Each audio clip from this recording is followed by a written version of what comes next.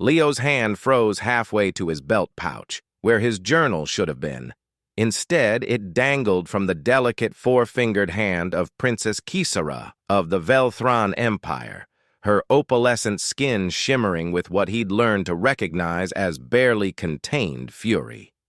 "I can explain," Leo started, but the alien princess raised her other hand, silencing him. "You wrote," she said, her voice carrying the crystalline quality of her species, "that my exoskeletal ridges reminded you of armor designed by someone who'd never seen a battle, that my eyes were disturbingly beautiful, like staring into a nebula that might swallow you whole."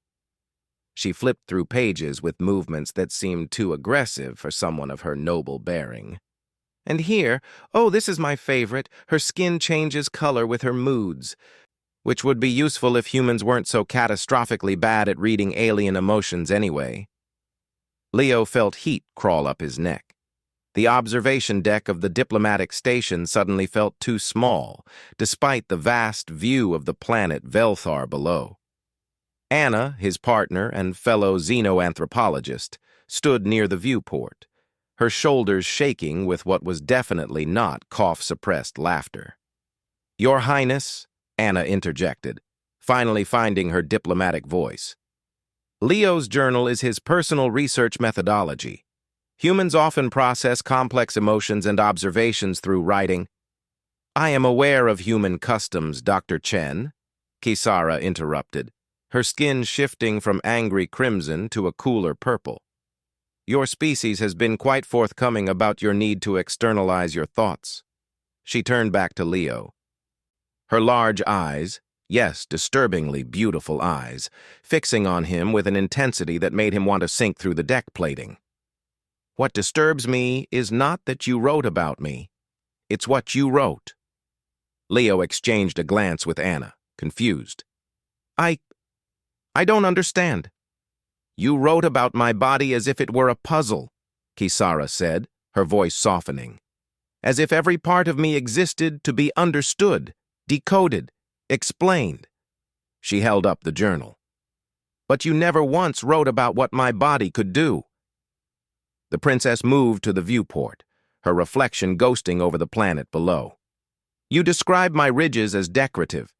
You don't know they can sense electromagnetic fields across 3 kilometers. You called my skin color changes moods. They're a language unto themselves. More complex than any verbal communication your species has developed." She turned, and her skin rippled with colors Leo had never seen before.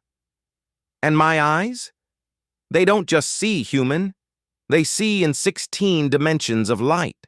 I can watch a star die in real time and see the gravitational waves it creates. I can see the heat of your embarrassment right now as a tangible thing."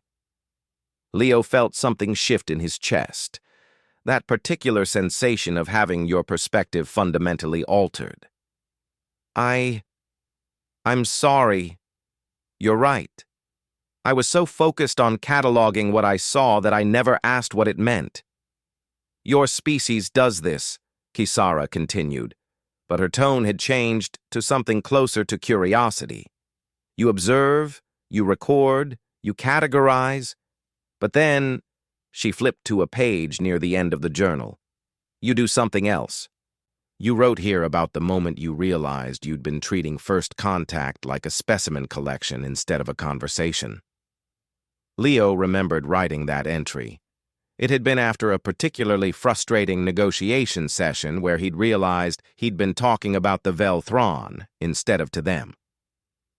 "That's the thing about humans," Anna said quietly, stepping forward. "We're catastrophically bad at first impressions.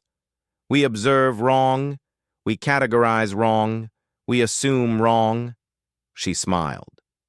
"But we also have this tendency to realize it, and then we change." Kisara's skin shifted again, this time to a warm gold. "Your species has been in space for barely a century. You've met 14 sentient species, and you've managed to insult at least 12 of them in your initial contacts." She looked down at the journal. "Yet somehow, You're the only species that consistently comes back with genuine apologies and actually altered behavior. It's called learning from our mistakes, Leo said.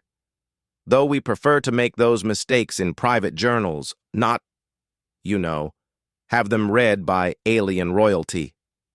A sound emerged from Kisara that might have been laughter. Dr. Castellan, do you know why my father assigned me to this diplomatic mission? It wasn't because of my rank. It was because I'm a xenobiologist. She handed him back the journal. I've written extensively about human physiology. Your strange single-layer skin that can't change color. Your limited visual spectrum.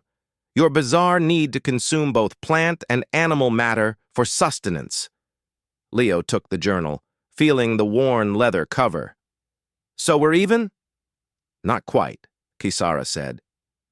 You still need to learn what my body can do, but this time, her skin shimmered with what he was starting to recognize as amusement. You're going to ask instead of assume. Anna pulled out her own journal, grinning. Your Highness, would you be willing to teach us your color language? I think we've been missing entire conversations. Kisara's skin erupted in a cascade of colors, and Leo realized with a start that he was witnessing joy, complex, multi-layered joy that human faces could never fully express. Finally, the princess said, you asked the right questions. As the three of them settled into chairs, journals open, Leo made his first new entry. Note to self. Humans might be good at learning from mistakes, but we're even better at making friends after we fix them. Maybe that's the real reason we belong in the stars.